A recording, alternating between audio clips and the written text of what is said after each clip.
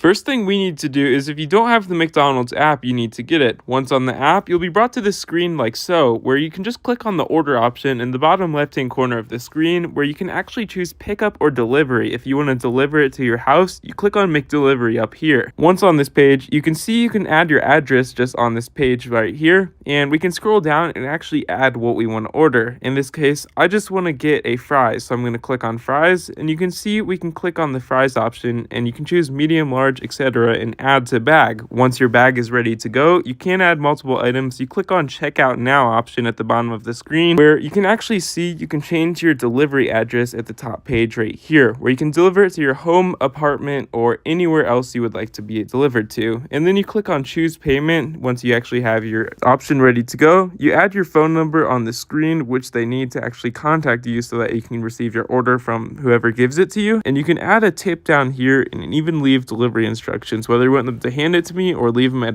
the door. And when you scroll down, you can simply click on the payment method of your choice and place order at the bottom of the screen, and you can actually see the ETA through text updates and within the app of how long it will take to be delivered.